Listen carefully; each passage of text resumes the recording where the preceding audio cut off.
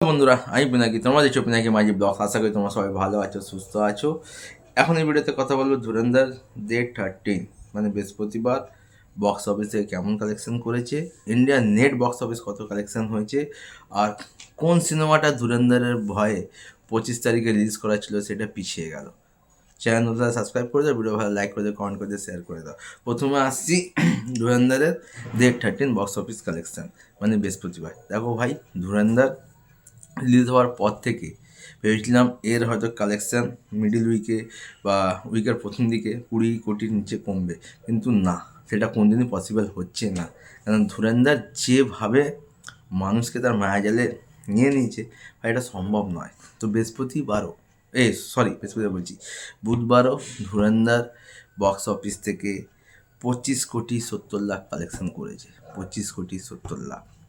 আর যদি 13 দিনে ইন্ডিয়ার নেট বক্স অফিস কালেকশন বলি, তাহলে 13 দিনে ইন্ডিয়ার নেট বক্স অফিস কালেকশন হচ্ছে 454 কোটি 20 লাখ।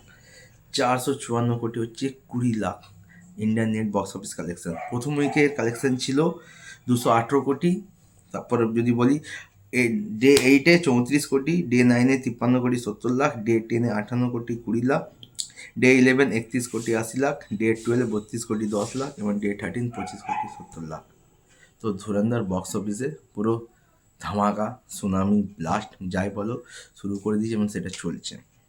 দেখো, আমরা সবাই জানি 25শে ডিসেম্বর 21 বলে যে সিনেমাটা, সেটা রিলিজ হওয়ার কথা ছিল, কিন্তু মেকার্সরা একটা ডিসিশন নিয়েছে, সিনেমাটা 25 তারিখ নয়, তারা 1 জানুয়ারি রিলিজ করবে। কারণ এই মুহূর্তে ধুরন্ধর বক্স অফিসে যে তাণ্ডব চালাচ্ছে বা যেভাবে বিজনেস করছে, এখন যে সিনেমায় আসুক সেটার ওপর কিন্তু অনেক এফেক্ট পড়বে। যেহেতু কালকে আবার তার রিলিজ করছে তার লাস্ট পার্ট, তো সেটার ব্যাপারটা আলাদা। সেটা একটা হলিউড মুভি, তার একটা আলাদা ফ্যান বেস আছে, তার একটা আলাদা ফ্র্যাঞ্চাইজি। তো সেই মুভিটা হয়তো ধুরন্ধরের সাথে টেক্কা দিতে পারে, কিন্তু এখন কত কী টেক্কা দেয় সেটাই দেখা। কিন্তু 21-এর মেকার্সরা খুব ভালো ডিসিশন নিয়েছে, তারা এই উইকে সিনেমা রিলিজ করছে না, তারা 1 ডিসেম্বর সিনেমাটা রিলিজ করবে। আপাতত ভিডিও এইটুকুই, দেখা হচ্ছে নতুন ভিডিও নিয়ে। ততক্ষণ।